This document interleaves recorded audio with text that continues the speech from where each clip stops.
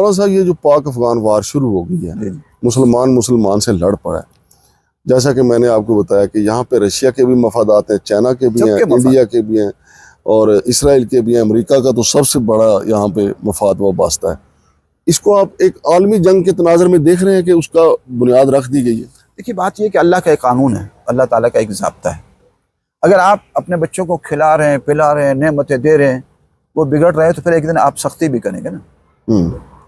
تو وہ رب جس نے آسمان بنایا، زمین بنائی، فضائیں بنائیں، جس رب کی نعمتوں سے ہم لطف اندوز ہوتے ہیں، اس دی ہوئی آنکھوں سے لاکھوں نعمتیں، کانوں سے لاکھوں راحتیں اٹھاتے ہیں، ناک سے خوشبوئیں سونگھتے ہیں، زبان سے لذتیں اخذ کرتے ہیں، اور بہت ساری نعمتیں اللہ تعالیٰ ہمیں دیتا ہے۔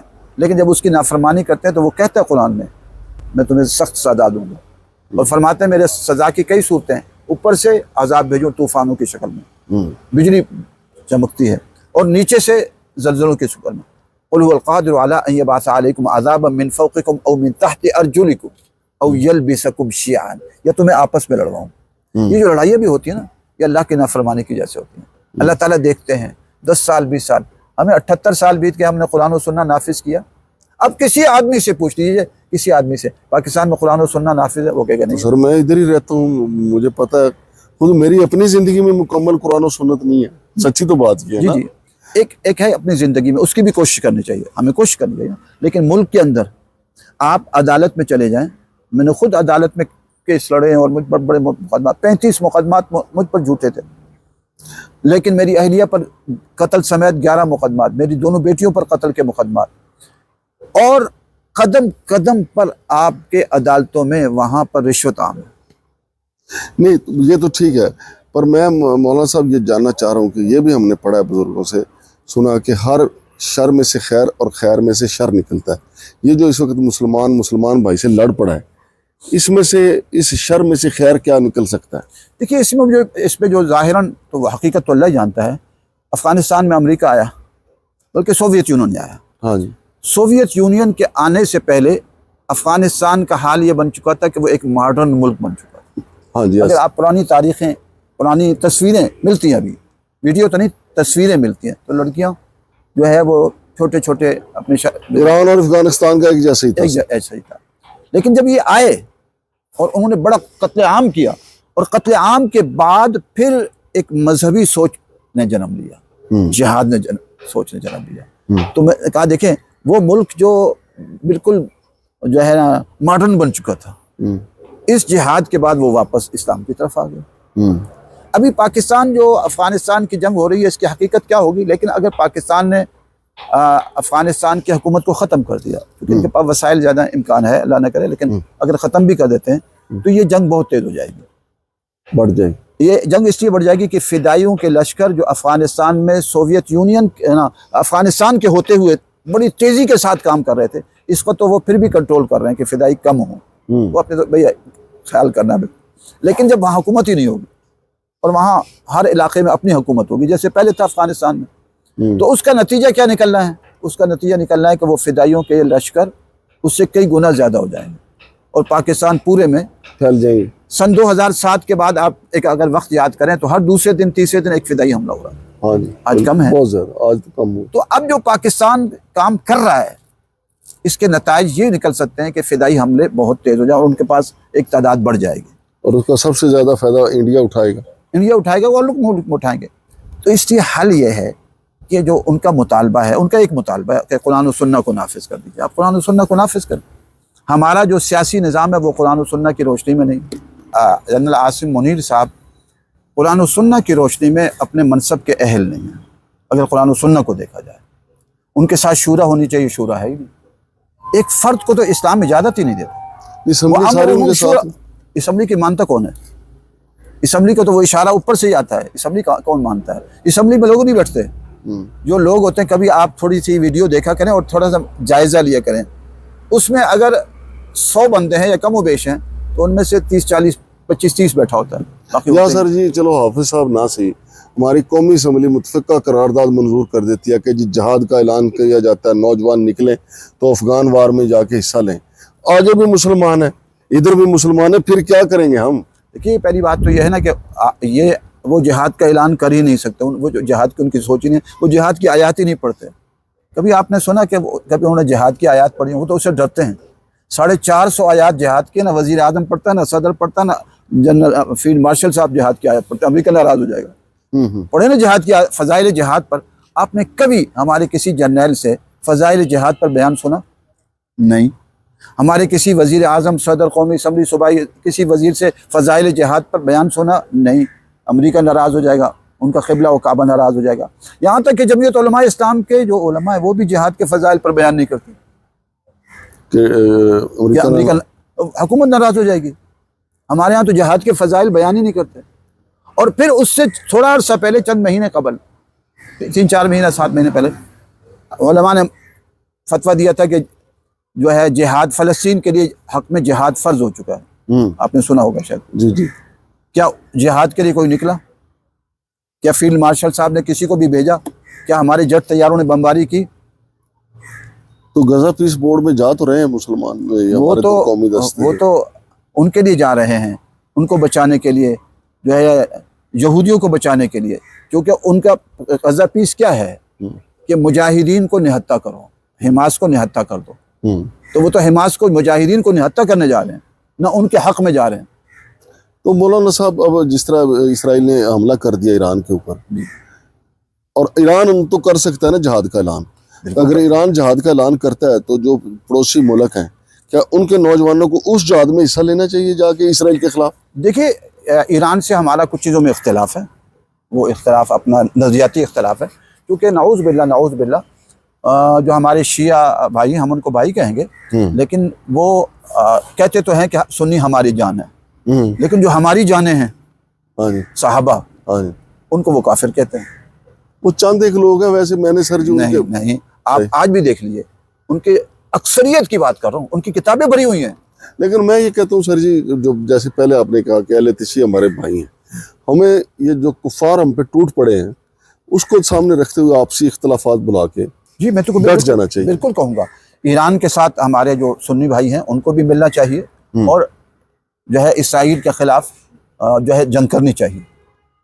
اختلاف ان کے اپنی جگہ ہے. ہم ان کو بھی سمجھائیں گے کہ آپ کا جو انداز ہے, صحابہ کرام حضور صلی اللہ علیہ وسلم کے ساتھی ہیں. جی صحیح ہے. آپ کہتے ہیں کہ سنی ہماری جان ہے.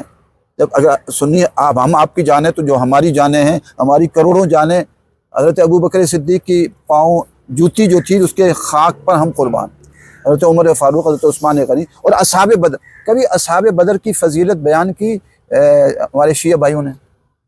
یہ اصحاب احد میں جو 70 صحابہ شہید ہوئے, ان کی فضیلت بیان کی شیعہ بھائیوں نے؟ کہ جی آپ ساتھی تو تھے. نہیں, بات آپ بالکل ٹھیک کر رہے ہیں. یہ تو ہم بیٹھ کے ان سے بات کر سکتے ہیں. اس وقت اسرائیل ٹوٹ پڑا ایران کو. جی ٹھیک ہے, میں نے تو کہا, میں نے کہا سنیوں کو مل کر ان کے ساتھ ادھر جہاد کرنا چاہیے. سنیوں کو کریں, اور اس وقت سعودی عرب, قطر کو کیا کرنا چاہیے, یو اے ای کو کیا کرنا چاہیے؟ سب کو ملنا چاہیے, سب کو ملنا چاہیے. اسرائیل کے خلاف, امریکہ کے خلاف. میں تو کہتا ہوں امریکہ کے خلاف جہاد کریں, اصل کے خلاف. اصل مرکز تو امریکہ ہے نا, جو بڑا شیطان تو ادھر بیٹھا ہوا نا, جو دجال ہے, جو سب کو لڑاتا ہے پوری دنیا میں.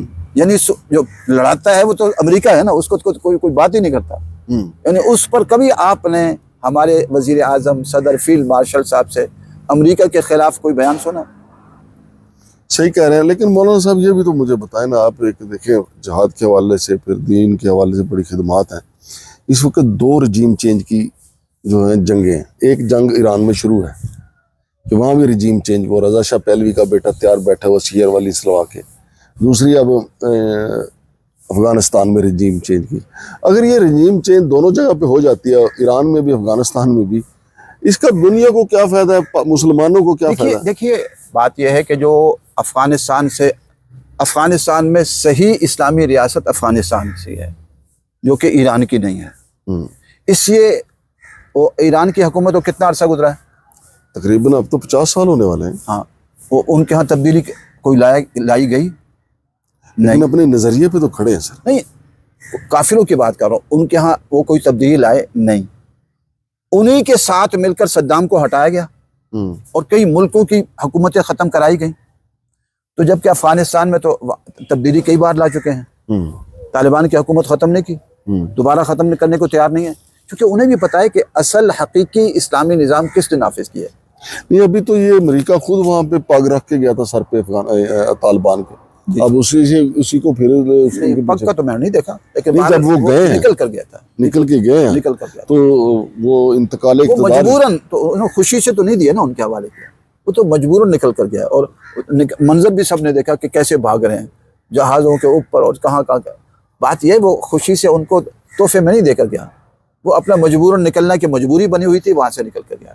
تو بہرحال ہم سمجھتے ہیں کہ افغانستان تقریباً 70-80% وہاں اسلامی نظام ہے جو ہے، اور پاکستان میں بھی آ جائے تو پاکستان اور افغانستان کے مسائل حل ہو جائیں گے، ورنہ اگر یہ جنگ انہوں نے تیز کی تو خطرہ یہ افغانستان میں طالبان کی حکومت ختم ہو گئی اور وہاں ہر علاقے میں ایک اپنی حکومت بن گئی تو پاکستان کے لیے مسائل آج سے کئی گنا، 1000 گنا زیادہ بڑھ جائیں گے۔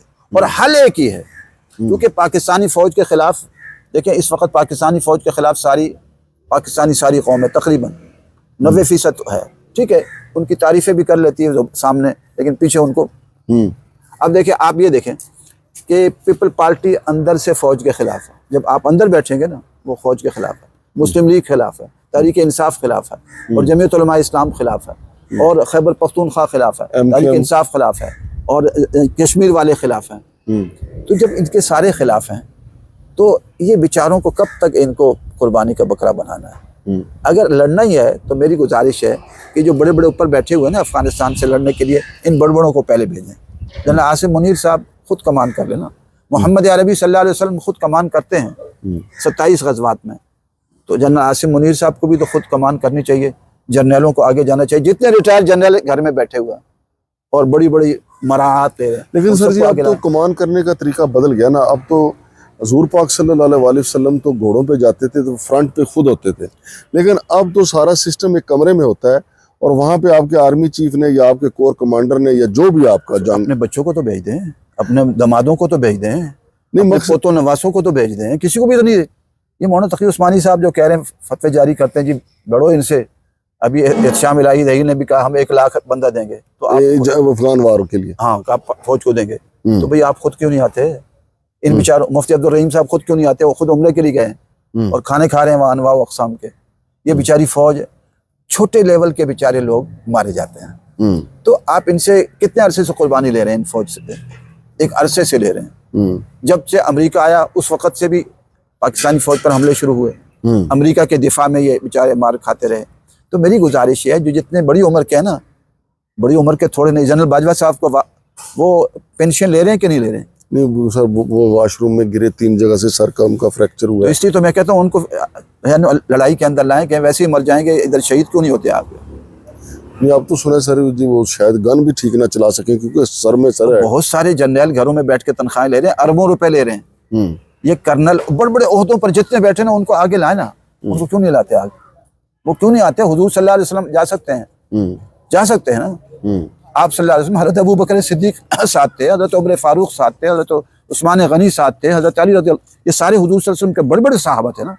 اگر ان کے ساتھ بڑے بڑے صحابہ ہیں، اگر آپ اس کو حق سمجھتے تو آپ آئیں میدان میں ہوتے ہیں، مولانا تقی عثمانی صاحب کو کہیں کہ اپنے ساتھیوں کو لے کر آگے آ جائیں، مفتی عبدالرحیم صاحب۔ لیکن سر اگر یہ بڑے بڑے آ بھی جائیں تو جب گولی چلے گی ادھر سے شہید ہو، ادھر سے شہید ہو، ادھر بھی کلمہ گو ادھر بھی کلمہ گو، میں تو اس دکھ کو لے کے بیٹھا ہوں۔ دیکھیے قرآن کہتا ہے کہ ہمیں فیصلہ کرنا ہے کہ کون حق پر ہے کون باطل پر ہے۔ یہ بات کڑوی تو لگے گی، لیکن میں آج سے نہیں، میں اس کو تقریباً 30-35 سال سے کہہ رہا ہوں، ہم پاکستانی طالبان ہو یا افغانی طالبان کو حق پر سمجھتے ہیں اور اپنی فوج کو جہنمی نہیں کہتے ہیں، لیکن غلطی پر سمجھتے ہیں، غلطی کر رہی ہے، خطا کر رہی ہے۔ جبکہ یہ لوگ کہتے ہیں، میں ان کو مناظر مباحثے کا چیلنج دیتا ہوں، مولانا تقی عثمانی صاحب کو مناظر مباحثے کا چیلنج دیتا ہوں، کہتا ہوں آ جائیں۔ بالکل میں پاکستانی حکومت کو غلطی پر سمجھتا ہوں۔ اب آپ کہیں گے کیوں ان کو سخت بات کر رہے ہو؟ ڈاکٹر کا کام یہی ہے نا، ایک عالم کا کام کیا ہے؟ اس کو وہ کینسر میں مبتلا ہو چکا ہے، آپ کہیں کھاؤ جو کھاتے ہو، وہ شوگر کے آخری پیج پر پہنچا ہوا ہے اور اس کے ہاتھ پاؤں کٹنے والے ہیں، آپ کہیں نہیں کھاؤ میٹھا سب کچھ کھا سکتے ہو،